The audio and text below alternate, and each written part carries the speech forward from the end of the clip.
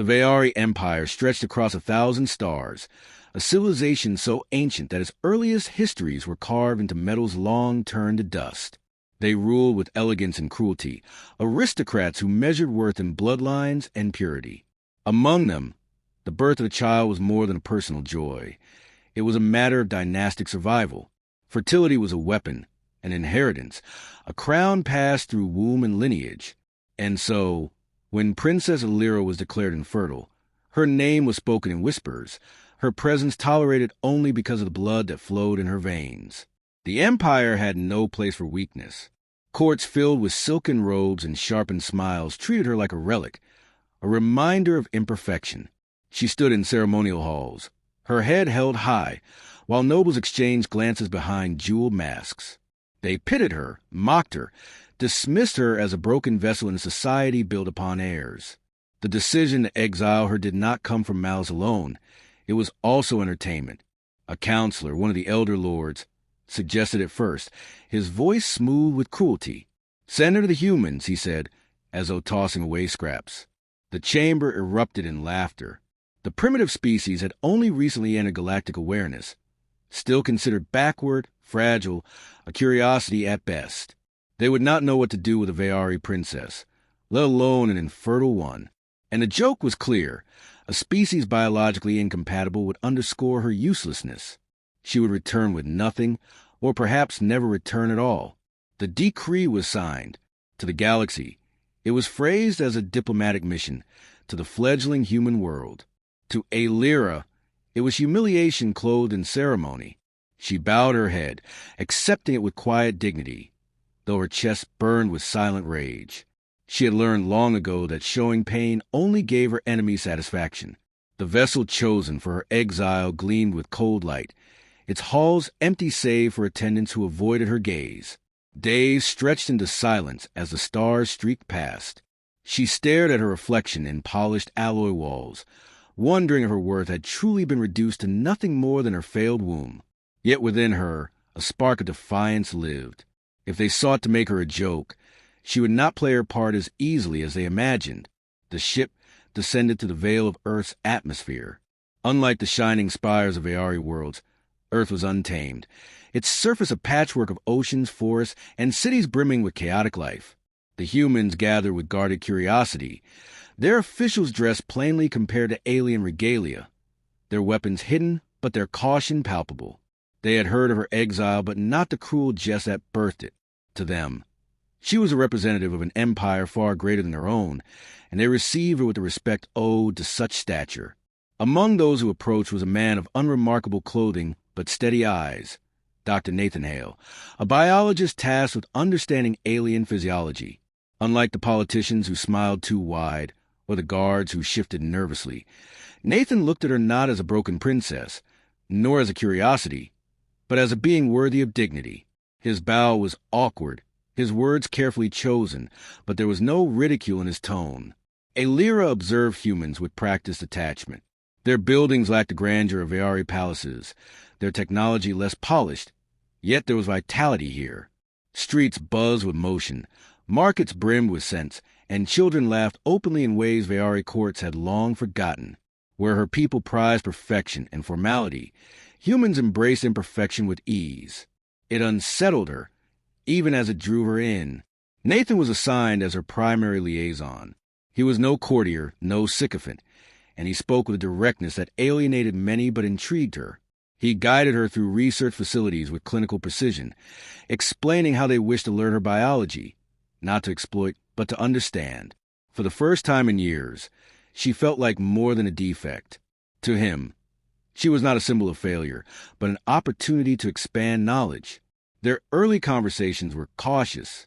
She answered in clipped tones, wary of condescension. He, in turn, respected her silences, filling the air only when necessary. Over time, the sharp edges dulled. He asked not about her infertility, but about her culture, her people, her experiences. And when she did not answer, he waited with patience rather than pressing further. Her first taste of human food was another clash of worlds. Veari diets were measured, engineered, balanced to precise nutritional standards. Humans placed steaming plates before her, rich with scents and flavors unrestrained. She lifted a fork with hesitation, sampled, and found herself startled by pleasure. The laughter of those around her was not mockery, but delight at her discovery.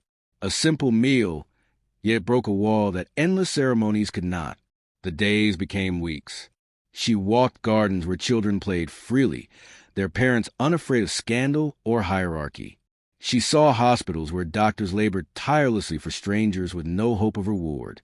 She witnessed grief and joy intermingled in streets that pulsed with imperfect but undeniable life. Humans were fragile, yes, but they were unyielding. It was Nathan who first noticed a change. Subtle, at first, an elevated pulse, fluctuations in her scans. He said nothing until the anomalies repeated, then approached her gently. She met his concern with cool denial, unwilling to consider possibilities her people had long declared impossible. But the truth grew undeniable. He spoke softly, almost reverently when he told her, "You're showing signs of fertility." The word struck her harder than any insult. She dismissed it, called it error, demanded retests. Yet each examination confirmed the same. What Vayari science had pronounced absolute was crumbling. Her body responded in ways alien records claimed it could not. Fear clawed at her. She remembered the council's laughter, the jeers hidden in polite tones. If they learned of this, what would they do? Claim her child? Destroy her for defying their certainty? And yet beneath the fear was something deeper, a fragile hope she had long buried. Could it be real? Could the exile meant to shame her have led her to the one place where the impossible was possible? Nathan remained at her side, unwavering. He offered no promises, no platitudes, only presence. He guided her through the storm with patience, grounding her with steady words. His kindness was not born of duty, but of genuine care. And for that, she began to trust him more than she had trusted anyone in years. Alira's exile had begun as a cruel jest, a punishment wrapped in ceremony. Yet as she stood beneath Earth's sky, watching stars unseen from her homeworld, she felt the weight of destiny shifting. What her people mocked as impossible was stirring within her, and humanity, the species dismissed as primitive, was the catalyst. The joke, it seemed, was turning upon the empire itself. The silence in the medical wing was heavier than any words. Alira sat motionless, her hands clenched in her lap as Nathan placed the final scan results on the table between them. The faint hum of machines filled the room, but neither of them spoke at first. Her eyes fixed on the glowing lines of data, symbols declaring a truth her entire empire had sworn was impossible. The impossible was growing inside her. She could feel it now in subtle changes. The way her heart raced too quickly, the warmth beneath her skin, the restless energy moving through her body. Nathan leaned forward, his voice calm but tinged with awe. "There's no doubt anymore. You're pregnant." Her breath caught. Pregnant. The word burned like fire and ice at once. For her people, she had been a failure. She had carried the shame of infertility like a shroud, mocked and cast aside. Now, in exile, among those dismissed as primitives, life stirred within her. She wanted to laugh, to scream, to weep, but no sound came. She whispered instead, bitter and trembling, "It is a trick. Your machines are flawed. My body is barren." But Nathan only shook his head. "I've tested this more times than I can count. It's real." His gaze held hers, unwavering. "Alira, this child is real." The certainty in his tone unraveled the defenses she had built for years. She pressed her hand against her stomach, terrified to hope. Yet the hope came anyway, fragile but unstoppable, like a seed breaking through stone. She thought of the counselors who had sent her here laughing, certain she would be nothing but a joke. What would they say now? The news could not remain hidden for long. Though Nathan swore to protect her privacy, data had a way of slipping through cracks. Whispers spread in laboratories, then to government offices, then beyond. Within weeks, reports reached the ears of those who had orchestrated her exile. Across the Gulf of Stars, the Vayari Empire reeled. In the high courts, nobles gathered in disbelief. Some declared the news a fabrication, a human lie meant to elevate their status. Others trembled at the implications. If the infertile princess had conceived among humans, it meant human biology had achieved what millennia of Aari science could not. It was blasphemy to some, revelation to others. For Aelira, the days blurred into a storm of emotions. She woke in the night gripped by fear that it was all a dream. She avoided mirrors, unwilling to see the uncertainty in her own eyes. Yet when Nathan stood at her side, she found strength. He never spoke of what this meant for science, politics, or history. He spoke only of her health, her safety, her dignity. And slowly, she began to believe in the reality of her child. The humans around her reacted in ways she had never expected. Where her people would have cloaked her in silence and shame, the humans celebrated. They spoke of miracles, of hope, of possibilities unbound. Strangers smiled at her in the streets. Scientists marveled without cruelty. Children pointed and whispered not in scorn, but in awe. For the first time, she felt the weight of her identity shifting. Not a broken princess, but a mother-to-be of something greater than herself. But the shadow of the empire loomed closer with each passing day. When confirmation reached the Aari Council, outrage erupted. To them, the pregnancy was an insult, a cosmic humiliation.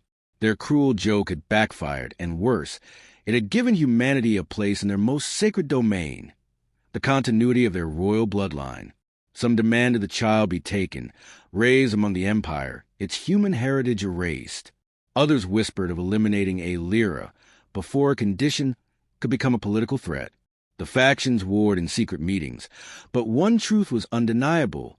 Humanity, once dismissed, could no longer be ignored. On Earth, tension mounted. Security tightened around Aelira as reports surfaced of strange incidents.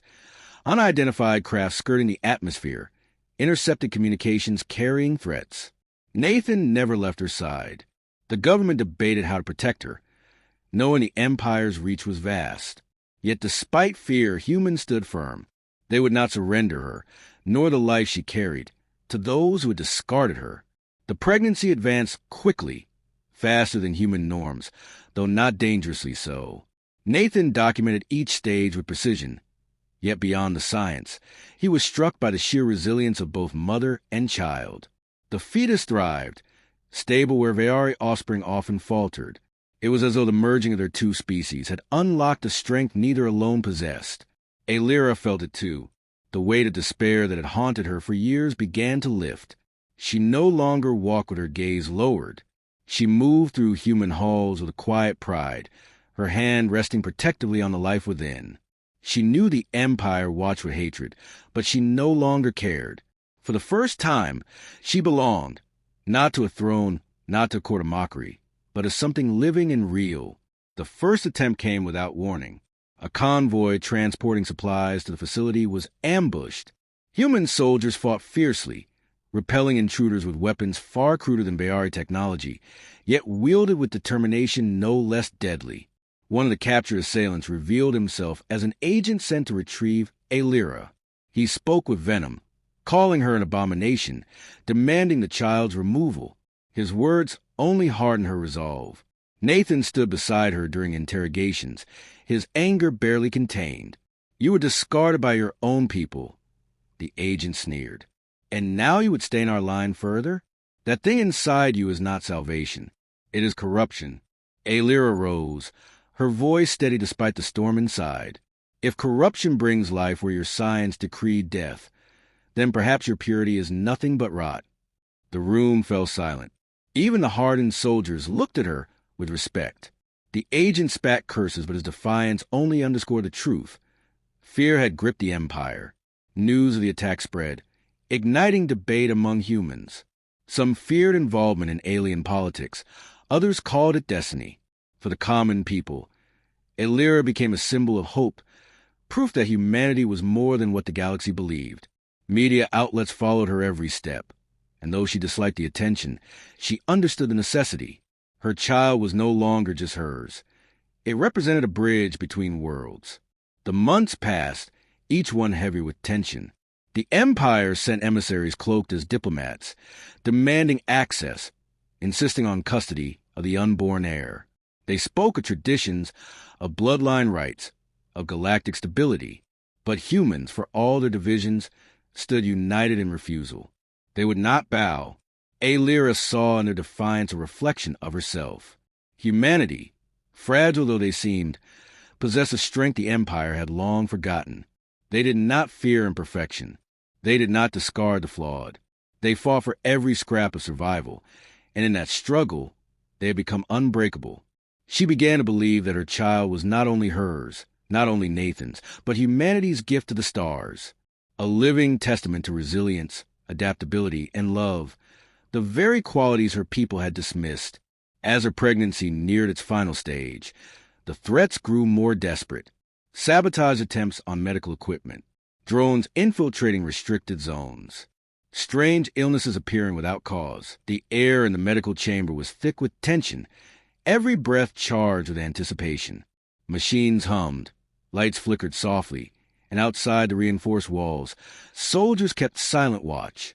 For months, Earth had stood against the whispers and threats of galactic empire, and now all waited for the moment that would prove whether hope had been an illusion or reality. Aelira lay on the bed, her body trembling with the pain of labor, her hands clenched around Nathan's. His presence grounded her, his voice steady even as fear gnawed at the edges of his resolve. She had been abandoned once, discarded as worthless, but she would not face this moment alone. Hours stretched into eternity, every second heavy with uncertainty. But then, with a final cry that echoed through the sterile chamber, the silence was broken by a newborn's wail. The sound was raw, primal, alive. Nathan's eyes widened as he lifted the infant into trembling hands. Aelira, exhausted yet radiant, reached out, and when the child was placed upon her chest, tears spilled freely down her face. The baby's features bore traces of both parents, the delicate grace of the Veari and the fierce vitality of humanity. Against all decrees, against all certainties, life had prevailed. Word of the birth spread like wildfire. Within hours, the news reached every corner of Earth. Crowds gathered outside government buildings, their cheers rising into the night sky. Strangers embraced in the streets, their faces lit with joy. Scientists spoke of genetic breakthroughs, philosophers of destiny, leaders of responsibility. The child became more than flesh and blood. It became a symbol, a bridge, a defiance against arrogance. Humanity, once dismissed as insignificant, now held the future in its arms. But the ripples did not stop there. Across the gulf of space, the Veari Empire received the confirmation with disbelief that quickly turned to panic. The council convened in haste, their voices sharp with outrage and fear. The princess they had mocked now held in her arms something that shattered their most sacred assumptions. Bloodlines once thought immutable had been rewritten, and the joke they had crafted had become a crown they could not ignore. Some called for immediate action, demanding the child abduction or destruction to erase the shame. Others whispered that prophecy had come alive, that perhaps the union with humanity was not corruption but renewal. The empire stood divided, its certainty fractured. Aelira knew the summons would come, and it did. Envoys arrived cloaked in formality, their words polished yet their eyes cold. They demanded her return, demanded that the child be brought before the court to secure its rightful place. Their voices carried threats beneath the surface, veiled reminders of the Empire's reach. But humans met them with steel in their spines. She is under our protection, Nathan declared before cameras that broadcast his words across Earth. We will not surrender her or her child to those who cast her aside. The defiance stunned the galaxy. Humanity, with its crude technology and short history among the stars, stood unflinching before an empire older than their recorded history. It was the very essence of what the Veari feared most, that strength was not found in perfection or pedigree, but in will. And so preparations began for the inevitable confrontation. The journey back to the Veari homeworld was fraught with tension. Aelira insisted she must go, for hiding would only prolong the threat. Nathan would not leave her side, and the child, still so small yet already the center of storms, was carried with them. Human leaders argued, pleaded, even demanded she remain, but she shook her head. If I do not face them, they will never stop. This child must be seen. Her voice carried not just resolve, but something deeper, an acceptance of her role not as a discarded princess, but as a mother and a symbol of defiance. when their vessel breached Veari space. The air itself seemed to shiver.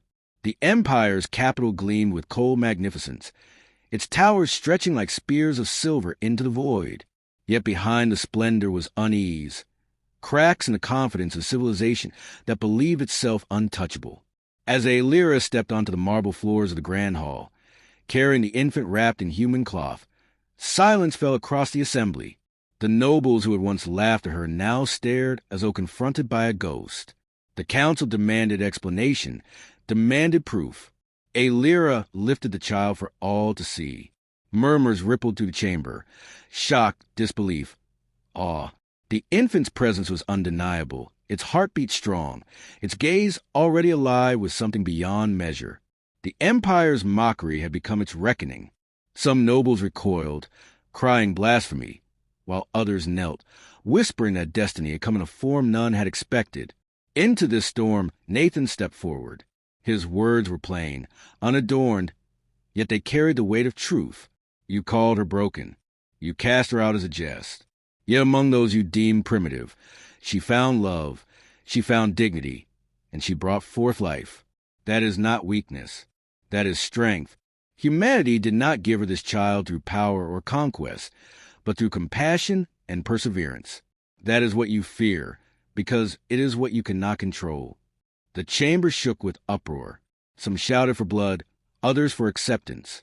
The child cry cut through the chaos, a sound that silenced all. Aelira held the infant close, her voice clear and steady. You would make me a joke. Instead, I stand before you as proof that your certainties are lies. This child is mine, and it is human, and it is Veari. You cannot erase it, and you cannot deny it. The future is here. The council fractured that day. Some broke ranks, pledging loyalty to the princess they had scorned. Others plotted in shadows, unwilling to yield. But no matter their schemes, the truth had taken root. The bloodline had been rewritten, and humanity had become part of it. As the days unfolded, the child's existence reshaped galactic politics. Factions vied for influence, but everywhere whispers spread. Perhaps humanity was not a primitive race, but the future, their adaptability, their unbreakable spirit, had accomplished what science and arrogance had failed to achieve.